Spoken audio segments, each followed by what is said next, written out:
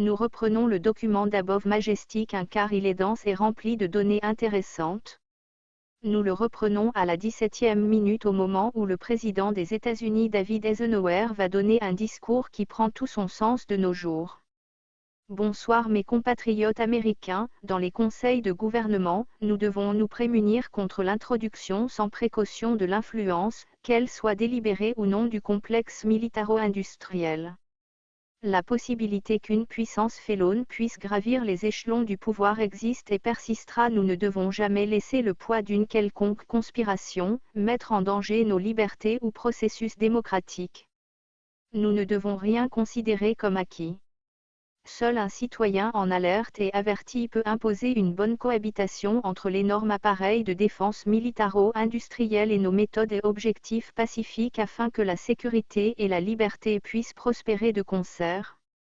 Une astronaute alors se présente ici pour exprimer qu'elle comprend tout le sens du discours du président des États-Unis et sa portée encore de nos jours. Elle raconte qu'elle fut choisie pour participer à la colonisation de l'espace qui concerne la création de colonies hors planète. Le choix de Mars fut discuté durant cette période. Lorsque vous entendez des objectifs et que vous entendez des traités entre des ET et le gouvernement, de certaines choses qui se passaient, vous vous dites mais que voulait réellement dire David Eisenhower? Il y a tellement de compartiments dans le système militaro-industriel. Nous comprenons seulement maintenant et j'ai beaucoup cherché et fouillé pour comprendre. Nous devions recruter pour Mars et au fur et à mesure, nous avons découvert le programme spatial secret et un gouvernement de l'ombre, des choses qui se sont passées avant la Seconde Guerre mondiale et l'infiltration à venir allant du projet Paperclip du gouvernement américain à MK Ultra avec toutes ses ramifications. Et le discours prend alors tout son sens de ce que Eisenhower exprimait et que nous devions acquérir notre liberté et rester fort face à ce pouvoir félon qui avait grandi depuis après les découvertes qui furent faites avant la Première Guerre mondiale et après. J'ai compris ce discours que l'on ne m'a jamais expliqué et qui prenait tout son sens. Apparaissait le problème de compartimentation. La NSA signa un traité en 1947, une sorte de loi permettant de divulguer sans donner trop de détails. Et nous voici dans cette époque particulière où le discours d'Eisenhower prend tout son sens dans ce que nous découvrons aujourd'hui.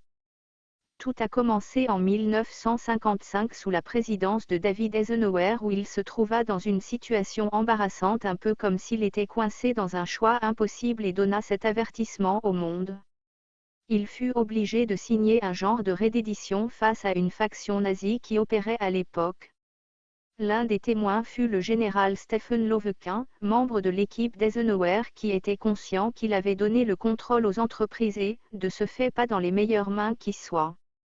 Une fois ce traité signé, Nelson Rockefeller restructura l'ensemble des opérations de la C1 à MJ12. Ce fait fit en sorte que les gouvernements légaux et le gouvernement central ne furent plus au courant de ce qu'il se passe encore aujourd'hui. Ils refondèrent également le groupe au complet MJ12 qui avait été mis sur pied par le président Truman en plaçant Alan Dulles comme MJ1 ou chef MJ12, en y plaçant toutes les personnes ayant contribué largement à l'infiltration nazie.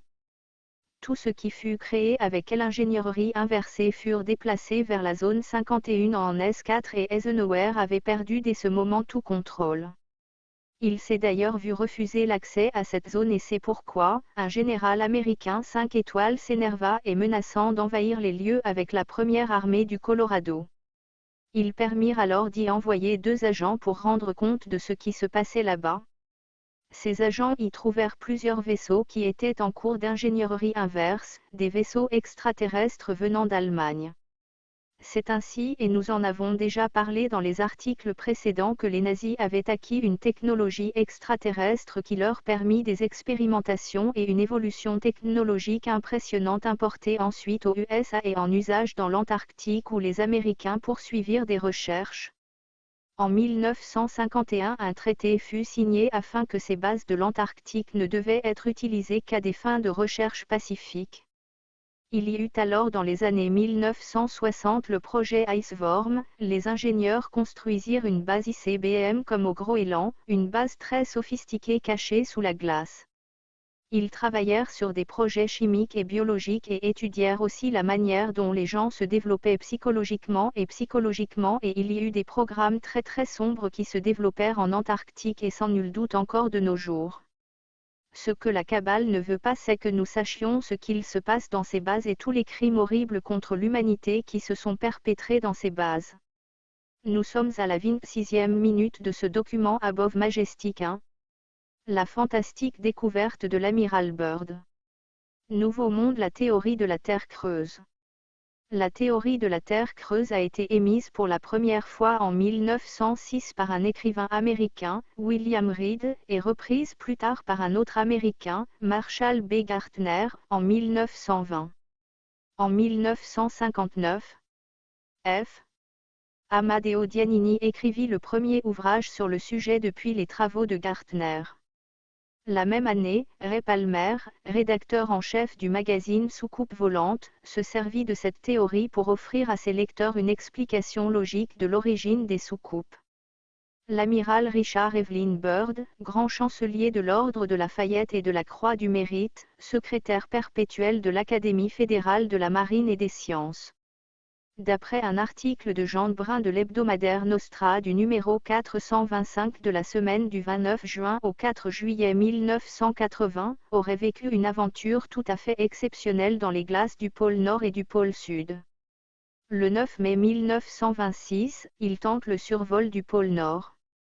Responsable des pilotes de l'expédition arctique de Donald Baxter McMillan, en 1925.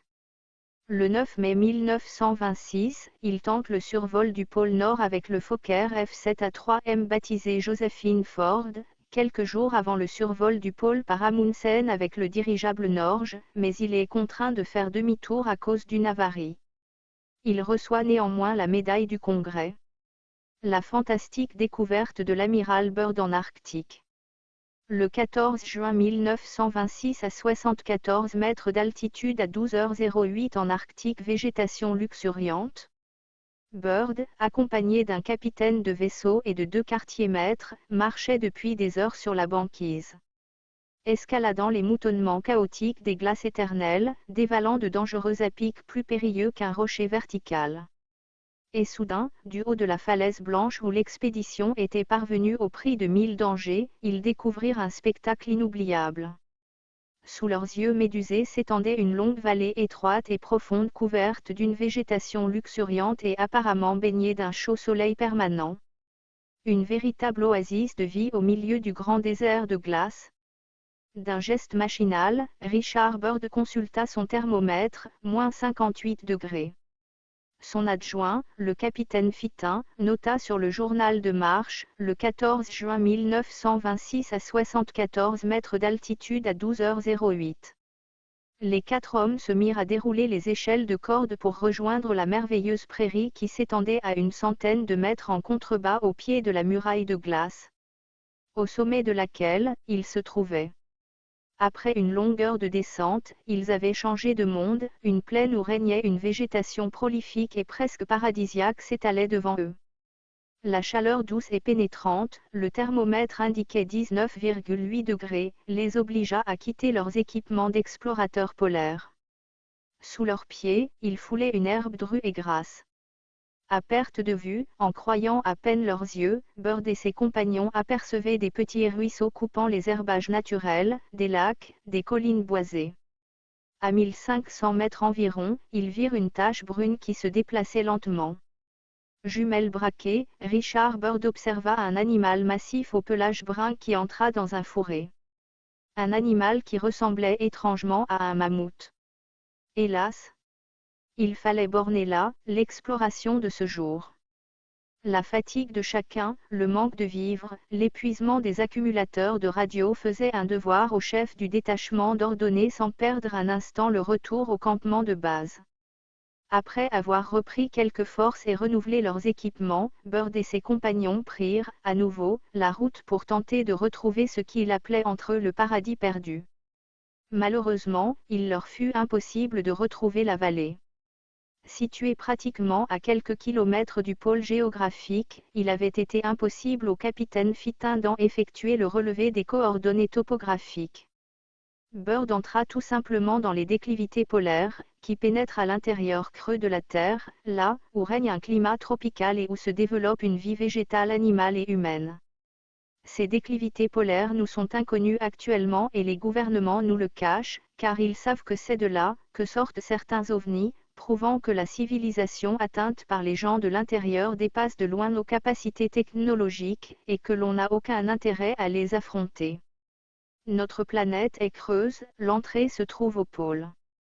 Voilà la découverte de l'amiral Richard Evelyn Byrd, grand chancelier de l'Ordre de Lafayette et de la Croix du Mérite, secrétaire perpétuel de l'Académie fédérale de la Marine et des Sciences. D'autres personnalités comme le docteur Frank Strange, pasteur d'église évangélique et ufologue de grande renommée, étaient autrefois dans les années 50 et 60 actifs dans l'administration des services secrets américains, confirment cette découverte et ajoutent sans permission de l'intérieur personne ne pourra s'y aventurer. Il est également connu qu'aucun avion de ligne ne survole le pôle. Beaucoup de lecteurs croient que des vols commerciaux franchissent continuellement le pôle et passent de l'autre côté de notre globe. Cela est faux, bien que les officiels des lignes aériennes, quand on les questionne, prétendent le contraire. Le problème est que, des manœuvres de navigation interviennent et éliminent automatiquement tout vol en ligne droite au-dessus de ces lieux. En examinant le trajet des vols à travers les régions polaires, nous nous apercevons que ce trajet contourne toujours le pôle ou passe à côté, mais ne le survole jamais. Antarctique, 29 novembre 1929. Le 29 novembre 1929, Byrd tente le survol du pôle Sud qu'il réussit après un vol périlleux de 18 heures à basse altitude. Il utilise alors un Ford trimotor baptisé Floyd Bennett. Antarctique, 12 décembre 1929. Décembre 1929, la découverte mémorable du 12 décembre d'une terre jusque-là inconnue au-delà du pôle Sud, découverte faite par le capitaine Sir George Hubert Wilkin, exige que la science révise la conception qu'elle s'était faite du profil sud de la Terre. Antarctique, 1933-1935. À cause du mauvais temps, cette expédition faillit lui être fatale, car, confiné dans un abri creusé dans la glace, il est près de l'asphyxie par monoxyde de carbone. C'est la radio qui le sauve et permet son rapatriement. Arctique, 1947. Les thèses de Reid et de Gartner trouvèrent une confirmation dans les expéditions polaires de Byrd en Arctique, en 1947. Le 19 février 1947, l'amiral Byrd s'envole du camp de la base arctique, pour effectuer un vol de plus de 2700 km, 1700 milles, au-delà du pôle Nord. Dimbrova, explorateur russe, février 1947, j'aimerais voir cette terre au-delà du pôle Nord. Cette terre qui est le centre du grand inconnu. Carnet de vol, camp de base arctique, 19 février 1947. Journal de bord de l'amiral Byrd. Je dois écrire ce carnet de bord secrètement et dans l'ombre. Il concerne mon vol arctique du 19 février 1947. Il viendra le temps où la pensée rationnelle des hommes deviendra insignifiante et que l'on devra accepter l'inévitable vérité. Je ne suis pas libre d'assurer la mise au jour de la documentation suivante qui fait l'objet de cet écrit. Peut-être ne verra-t-elle jamais la lumière de l'analyse publique. Mais je dois faire mon devoir et l'enregistrer ici, pour tout un chacun, afin qu'il puisse un jour en prendre connaissance, dans un monde qui, je l'espère profondément, ne laissera pas l'avidité et l'oppression abusive d'une partie de l'humanité nous soustraire ce qui est vrai plus longtemps. Carnet de vol, camp de base arctique, 19 février 1947. 6h00. Tous les préparatifs sont complètement faits pour un vol en direction du nord et nous décollons avec le plein de carburant à 6h10. 6h20. Le carburant du moteur de tribord semble trop riche, on fait l'ajustement et le Pratt Whitney file doucement maintenant. 7h30. Le contact radio est vérifié avec le camp de base. Tout est bien et la réception est normale. 7h40. On note une légère fuite d'huile dans le moteur de tribord, l'indicateur de pression d'huile cependant semble normal. 8h00 Une turbulence légère est notée dans la direction de l'est à une altitude de 2321 pieds, correction à 1700 pieds.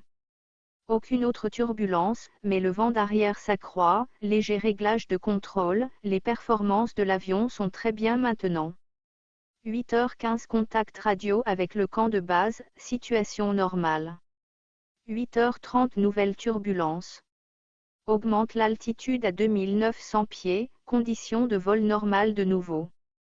9h10 Vaste étendue de glace et neige en dessous, notons la coloration de nature jaunâtre qui se disperse linéairement. Modifions l'itinéraire pour un meilleur examen de cette couleur en dessous, et notons une couleur rougeâtre ou violette aussi. Nous exécutons 2 tours au-dessus de cette zone et nous reprenons l'itinéraire qu'indique la boussole. Nouveau contact avec le camp de base et transmission des informations relatives aux colorations de la glace et de la neige au sol. 9h13 La boussole magnétique et le gyrocompas commençant à tourner et bouger, nous sommes incapables de tenir notre route à l'aide des instruments. Faisons le point avec le compas solaire et tout semble bien. Nous effectuons des contrôles particulièrement lents et paresseux, mais il n'y a aucune présence de glace. 9h15 Au loin apparaît ce qui semble être des montagnes. 9h49 Après 29 minutes de vol, notre première impression se confirme, ce sont bien des montagnes et pas une illusion. C'est une petite chaîne de montagnes, que je n'ai jamais vue auparavant. 9h55 Quelle altitude change pour arriver à 2950 pieds, nous rencontrons de fortes turbulences à nouveau. 10h00 Nous passons au-dessus de la petite chaîne de montagnes et nous sommes toujours en direction du nord apparemment, au meilleur de notre connaissance. Au-delà de la chaîne de montagnes apparaît une vallée avec un petit fleuve ou rivière se dirigeant vers le centre de la vallée. Il ne devrait pas y avoir de vallée verte en dessous. Quelque chose est définitivement faux et anormal ici. Nous ne devrions survoler que glace et neige. À bâbord, on voit de grands massifs forestiers le long des pentes montagneuses. Nos instruments de navigation tournoient encore, le gyroscope oscille d'arrière en avant. 10h05 Je modifie l'altitude jusqu'à 1400 pieds et j'exécute une boucle serrée vers la gauche afin de mieux examiner la vallée en dessous. Elle est verte avec soit de la mousse, ou soit une sorte d'herbe très dense. La lumière semble différente ici. Je ne peux plus voir le soleil. Nous faisons une autre boucle à gauche et nous repérons ce qui semble être une sorte de grand animal en dessous de nous. On dirait un éléphant. Non. Ça ressemble à un mammouth. C'est incroyable. Cependant c'en est bien un. Nous descendons jusqu'à 1000 pieds et prenons les jumelles pour mieux examiner l'animal. Nous confirmons définitivement que l'animal est bien un mammouth. Nous communiquons cela au camp de base. 10h30 Nous rencontrons des collines mouvantes vertes maintenant. Le thermomètre extérieur donne 74 degrés F, 23,3 degrés C. Nous poursuivons la route en avant. Les instruments de navigation semblent maintenant normaux. Leur mouvement m'intrigue. On essaie de contacter le camp de base. La radio est muette. 11h30 La campagne en dessous est plus nivelée et normale, si je peux employer ce mot. En avant, nous percevons ce qui semble être une ville. C'est impossible. L'avion semble léger et bizarrement flottant. Les contrôles refusent de fonctionner. Mon Dieu! Hors bâbord et à tribord apparaît un étrange type d'avion. Ils approchent rapidement le long de nos côtés. Ils sont en forme de disque et ils sont resplendissants. Ils sont assez proches maintenant pour que nous puissions voir leurs inscriptions.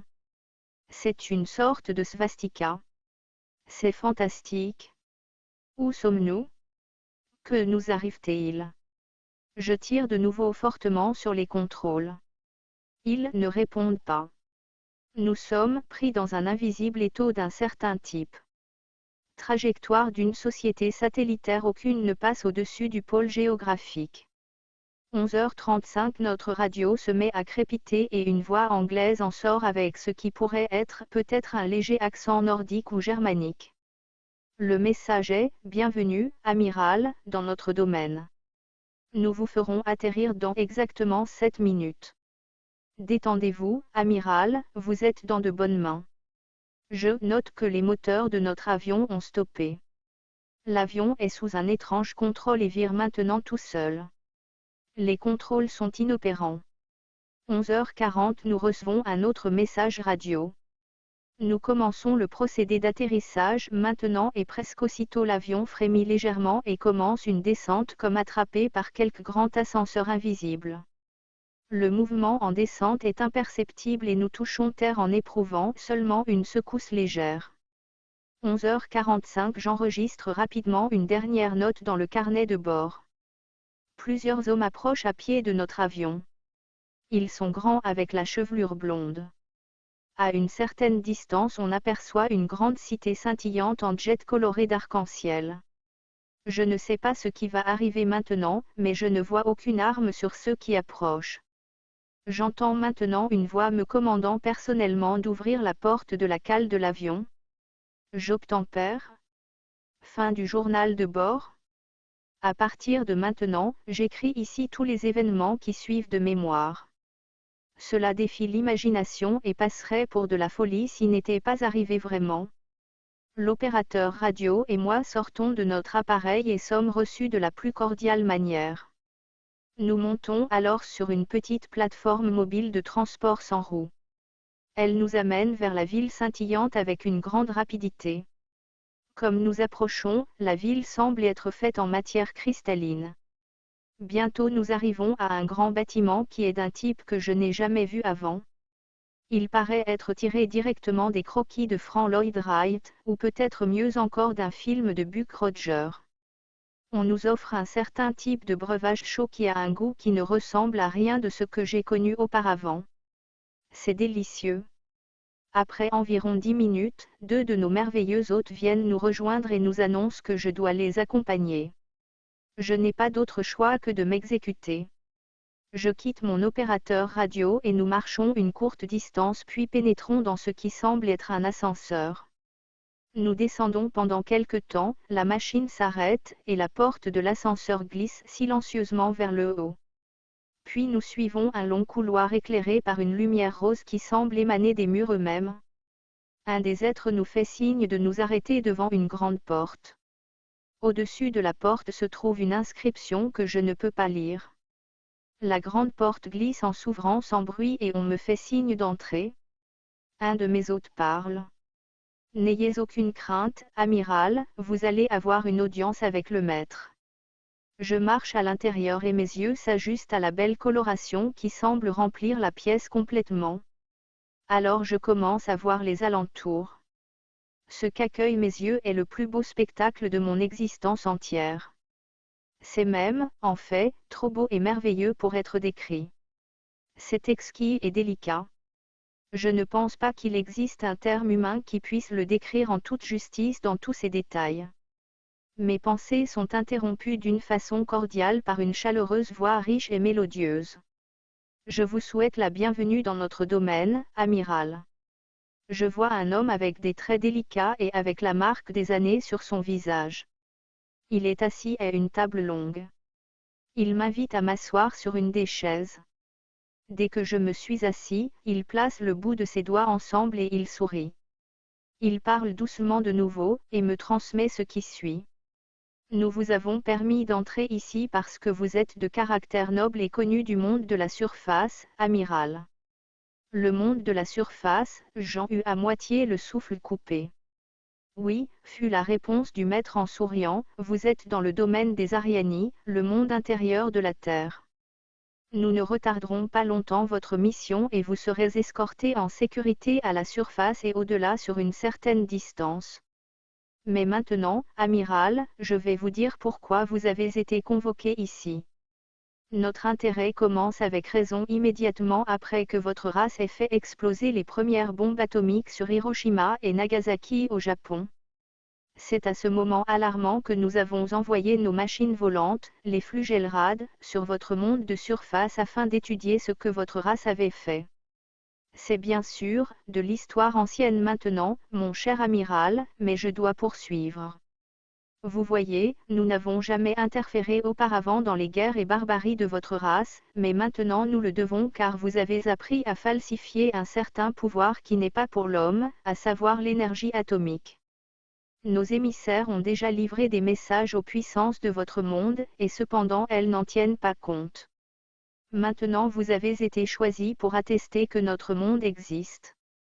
Vous voyez amiral, notre culture et notre science sont en avance de plusieurs milliers d'années sur celles de votre race. Je l'interrompis, mais qu'ai-je à voir avec tout cela, monsieur? Les yeux du maître semblèrent pénétrer profondément mon esprit. Après m'avoir analysé pendant un moment, il répondit, votre race a maintenant atteint le point de non-retour, car il y a ceux parmi vous qui seraient prêts à détruire votre propre monde plutôt que d'abandonner leur prétendu pouvoir. J'acquiesçai, et le maître continua. En 1945 et par la suite, nous avons essayé de contacter votre race, mais nos efforts n'ont rencontré qu'hostilité et nos flugellrades furent mitraillés. Oui, et même poursuivis avec malice et animosité par vos avions de combat. Aussi, maintenant je vous le dis mon fils, il y a un grand orage se concentrant sur votre monde, une fureur noire qui ne s'épuisera pas pendant de nombreuses années. Il n'y aura aucune possibilité de réponse de la part de vos armées, il n'y aura aucune protection de la part de votre science. Cette fureur fera possiblement rage jusqu'à ce que chaque fleur de votre culture soit piétinée, et que toute chose humaine soit plongée dans un vaste chaos. Votre récente guerre n'était seulement qu'un prélude à ce qui doit encore advenir à votre race. Nous ici voyons cela plus clairement d'heure en heure. Pensez-vous que je me trompe? Non, répondis-je, c'est arrivé déjà autrefois que ces sombres périodes viennent et subsistent pendant plus de 500 années. Oui, mon fils, répondit le maître, les périodes sombres qui viendront maintenant pour votre race couvriront la terre comme un drap mortuaire, mais je crois qu'une certaine partie de votre race traversera cet orage, après cela, je ne peux pas dire. Nous voyons, dans un avenir très loin, un nouveau monde renaissant des ruines de votre race, cherchant ces trésors perdus et légendaires et qui seront ici, mon fils, grâce à notre sauvegarde. Quand ce temps arrivera, nous viendrons à nouveau aider votre culture et votre race à revivre. Peut-être, d'ici là, aurez-vous appris la futilité de la guerre et de ses conflits et après ce temps, une partie de votre culture et de votre science vous sera rendue afin que votre race recommence à nouveau. Vous, mon fils, devez retrouver le monde de la surface pour lui confier ce message. Avec ces derniers mots, notre réunion sembla arriver à son terme. Je restai un moment comme dans un rêve mais, pourtant, je savais que tout cela était la réalité et pour une raison étrange, je m'inclinai légèrement, soit par respect ou soit par humilité, je ne saurais le dire. Soudainement, je pris conscience que les deux hôtes magnifiques qui m'avaient amené ici se tenaient de nouveau à mon côté. Par ici, amiral, m'indiqua l'un d'eux. Je me retournai une fois de plus avant de partir et regardai en arrière vers le maître. Un sourire doux était gravé sur son visage ancien et délicat. Adieu, mon fils, dit-il, puis de sa très belle main fine, il fit un geste de paix et notre réunion fut véritablement terminée. Rapidement, on me raccompagna jusqu'à la grande porte d'entrée de l'appartement du maître et une fois de plus nous pénétrâmes dans l'ascenseur. La porte glissa silencieusement vers le bas et nous fûmes transportés immédiatement vers le haut. Un de mes hôtes parla de nouveau. Nous devons maintenant faire vite, amiral, car le maître ne voudrait pas vous retarder plus longtemps dans votre emploi du temps et vous devez retourner porter son message à votre peuple. Je ne dis rien. Tout cela était presque incroyable, et une fois de plus mes pensées furent interrompues quand nous nous arrêtâmes. J'entrai dans la pièce et retrouvai mon opérateur radio. Il avait une expression anxieuse sur son visage. Comme j'approchais, je lui dis, « Tout va bien, oh oui, tout va bien. » Les deux êtres nous dirigèrent vers le véhicule de transfert qui nous attendait, nous y montâmes et arrivâmes rapidement à notre avion. Les moteurs tournaient au ralenti et nous nous embarquâmes aussitôt. La situation semblait chargée d'un certain caractère d'urgence. Dès que la porte de la cale fut fermée, l'avion fut immédiatement soulevé par cette force invisible jusqu'à ce que nous atteignîmes une altitude de 2700 pieds. 2 appareils nous escortèrent sur une certaine distance, nous guidant sur notre chemin de retour. Je dois déclarer ici que notre indicateur de vitesse n'enregistra aucune information, bien que nous nous déplacions à une allure très rapide. Nouvelles entrées dans le journal de bord. À 2h15, arrive alors un message radio. Nous vous quittons maintenant, amiral, vos appareils de contrôle sont libérés. Auf Wiedersehen, au revoir en allemand. Nous restons un moment à regarder les Flügelrad disparaître dans le ciel bleu pâle. L'avion soudainement plonge comme s'il était pris dans un étroit trou d'air pendant un moment. Nous réussissons rapidement à reprendre le contrôle. Nous ne parlons pas pendant un certain temps, chacun plongé dans ses pensées. 2h20 nous retrouvons à nouveau de vastes superficies de glace et neige, et sommes approximativement à 27 minutes du camp de base. Nous les appelons, ils répondent. Nous rapportons que toutes les conditions sont normales.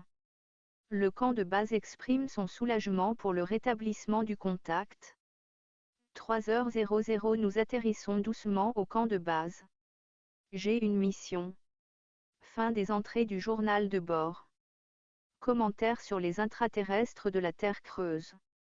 Opération HiJump 1946-1947. Au début de l'année 1947, le célèbre explorateur Byrd entreprit sa 4e et dernière expédition en Antarctique, une expédition radicalement différente des autres et portant le nom de HiJump. L'opération HiJump, qui est la plus importante expédition envoyée à ce jour en Antarctique, composée de 4700 hommes, 13 bateaux dont un porte-avions, 25 avions, dont 2 hydravions Martin PBM Mariner. L'amiral Byrd, avec la marine, est allé en Antarctique et a découvert qu'une base d'OVNI là-bas les a attaqués et a tué plus de 60 hommes. Les extraterrestres étaient-ils derrière les attaques? Les extraterrestres sont des anges déchus comme il est dit à l'époque. L'armée américaine lui fournit un matériel militaire de grande ampleur avec une armée de 4700 hommes, ce qui était curieux pour une recherche scientifique. Byrd déclara avant de partir, le 2 février 1947, « Mon expédition est de nature militaire » et il ne donna aucune autre explication. HiJump fut une catastrophe de perte de matériel militaire. Les Américains furent attaqués par des objets non identifiés dont ils eurent certainement vent de la part des nazis, les perdants de la Deuxième Guerre mondiale, et savaient qu'il avait établi des bases souterraines dans l'Antarctique. Aucun communiqué à ce sujet nulle part, tous étaient tenus à ne rien divulguer. Le pilote chevronné militaire John Sayerson, témoin de l'expédition, décrit le combat dramatique le 26 février 1947 dans les termes suivants: « Ces trucs sortaient de l'eau à une vitesse incroyable, comme poursuivis par le diable, et passaient au travers de nos mâts avec de tels courants d'air qu'ils cassaient nos antennes. Des avions qui venaient de Casablanca furent abattus par des rayons qui sortaient de ces soucoupes et détruisaient ces avions. Je me trouvais sur le pont du Casablanca et je n'y comprenais rien. Tout à coup le destroyer torpilleur Médoc prit feu et commença à couler. Ce cauchemar dura environ 20 minutes. Les soucoupes volantes retournèrent dans l'eau et l'on se rendit compte de nos pertes en les comptant. C'était catastrophique et stupéfiant. À qui donc appartenaient ces soucoupes? Les questions à ce sujet semblent demeurer sans réponse jusqu'à aujourd'hui. Commença alors dans la région de Konigen mode des analyses de cette région, des milliers de photographies prises et d'analyses de terrain, et tout allait bien. Puis survint un fait mystérieux, le travail fut arrêté au bout de 2 mois et cela demeura un mystère toujours pas éclairci aujourd'hui. Un destructeur de torpilleurs et autres matériaux dont 2 avions furent perdus, des douzaines de militaires décédés. Byrd à son retour déclara que s'il y avait une nouvelle guerre, personne ne serait capable de réussir la bataille avec des engins qui pouvaient en si peu de temps aller à grande vitesse d'un pôle à l'autre en quelques minutes à peine.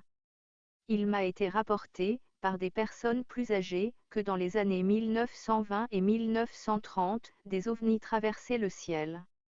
Un ingénieur avait calculé la vitesse, elle était de 20 000 km à l'heure. Donc, en effet, les nazis ont bien reçu de la technologie extraterrestre et avaient des contacts importants qui leur a permis de réaliser une progression technologique énorme qui n'est d'ailleurs pas divulguée encore de nos jours sauf de ci, de là. Le 11 mars 1947. Je viens d'assister à une réunion du personnel au Pentagone. J'ai fait une déclaration complète de ma découverte et transmis le message du maître. Tout a été dûment enregistré. Le président a été averti. Je suis maintenant retenu pour plusieurs heures, 6h39 pour être exact. Je suis interviewé spécifiquement par les plus hautes autorités des forces de sécurité et une équipe médicale. Toute une épreuve. Je suis placé sous strict contrôle via les dispositions de sécurité nationale de ces États-Unis d'Amérique. On m'ordonne de rester silencieux au sujet de tout ce que j'ai appris, au nom de l'humanité, incroyable. On me rappelle que je suis un militaire et que je dois obéir aux ordres.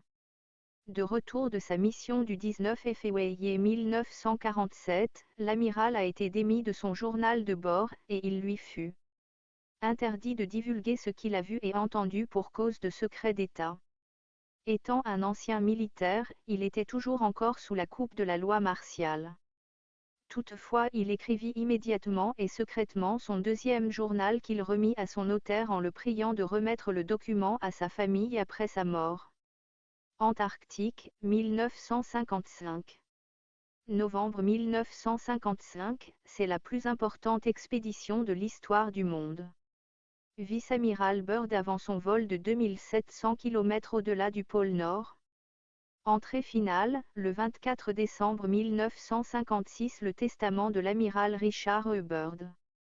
Ces quelques dernières années qui se sont écoulées depuis 1947 n'ont pas été faciles.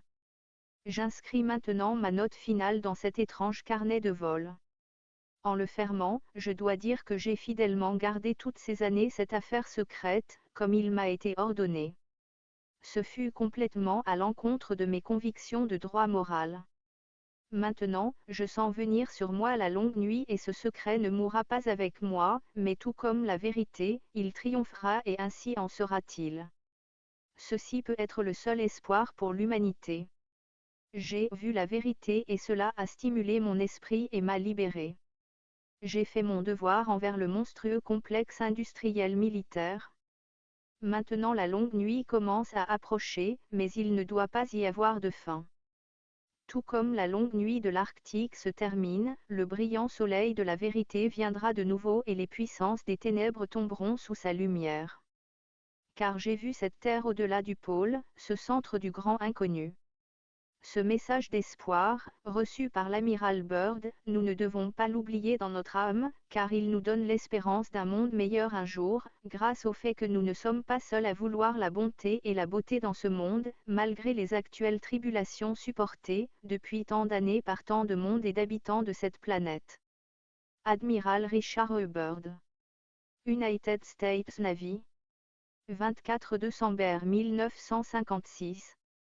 Antarctique, 1956. Janvier 1956, le 13 janvier, des membres de l'expédition des États-Unis ont accompli un vol de 4300 km à partir de la base de MC Murdo Sound, située à 640 km à l'ouest du pôle Sud et pénétré dans une terre sur une distance de 3600 à 3700 km, 2300 milles, au-delà du pôle Sud. Vice-amiral Richard E. Byrd, avant son départ pour explorer la Terre au-delà du pôle Sud.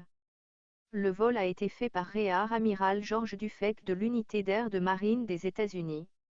Message radio en provenance de l'expédition antarctique de Byrd, confirmé par la presse américaine du 5 février 1956. Mars 1956, la présente expédition a ouvert un nouveau et vaste territoire. Vice-amiral Byrd le 13 mars 1956 à son retour du pôle Sud. Ce continent enchanté dans le ciel, terre de l'éternel mystère. Antarctique, en 1956. L'explorateur américain s'aventura sur une distance de 2700 km, 2730 milles, au-delà du pôle Nord et de 3700 km, 2300 milles, au-delà du pôle Sud, pénétrant dans un territoire inconnu, libre de glace, qui s'étendait à l'intérieur des dépressions polaires. Ce territoire n'est mentionné sur aucune carte. La véritable signification des découvertes de l'amiral Byrd fut étouffée dans l'œuf. On ne lui donna pas l'attention qu'elle méritait, jusqu'au moment où Giannini et Palmer s'emparèrent de l'affaire. Nous expliquerons plus loin pourquoi cette information n'atteignit pas le public. Une information qui pourtant concerne une des plus grandes découvertes géographiques de toute l'histoire, plus grande peut-être que la découverte de l'Amérique par Christophe Colomb, car si ce dernier découvrit un nouveau continent, Byrd, lui, découvrit un nouveau monde d'une superficie égale, ou peut-être même supérieure à celle de nos 5 continents réunis. Vice-amiral Byrd, avant sa mort. Note de l'auteur, Byrd, de façon énigmatique, se réfère ici au territoire inconnu qu'il avait découvert au-delà des pôles. Il existe, en effet, un phénomène polaire bien connu, phénomène optique suivant lequel les surfaces terrestres se reflètent dans le ciel. La Terre inconnue de Byrd se réfléchissait de la même façon et apparaissait ainsi comme un continent enchanté dans le ciel. Les ovnis du Troisième Reich. La base secrète allemande en Antarctique. Les ovnis du Troisième Reich ou ovnis nazis ou encore la légende du V7 sont un mythe ufologique qui affirme que des ovnis auraient été construits en secret durant la période du Troisième Reich en Allemagne et par la suite depuis des bases secrètes cachées en particulier en Antarctique. Apparu dès le début des années 1950 dans le Troisième Reich. Ce mythe a connu depuis des enrichissements successifs dans le cadre d'une propagande visant à séduire en jouant sur l'attrait pour l'ufologie et les théories du complot. L'idée selon laquelle les soucoupes volantes seraient des armes secrètes inventées par le Troisième Reich et cachées en mai 1945 en Arctique, en Antarctique ou en Afrique du Sud apparaît dès le début des années 1950 dans certains cercles nationalistes allemands. Le mythe trouve alors ses racines dans la croyance selon laquelle Adolf Hitler aurait survécu à la défaite et se serait réfugié en Antarctique. Le lien entre les soucoupes volantes et de prétendues révélations selon lesquelles les ingénieurs nazis auraient effectué des recherches dans ce domaine est rapidement affirmé. Qu'en est-il réellement aujourd'hui? Coordonnées des passages dans la Terre creuse au pôle Nord et Sud. En Arctique, 141 degrés de longitude et 84,4 degrés de latitude nord. En Antarctique, 39 degrés de longitude ouest et 84,4 degrés de latitude sud.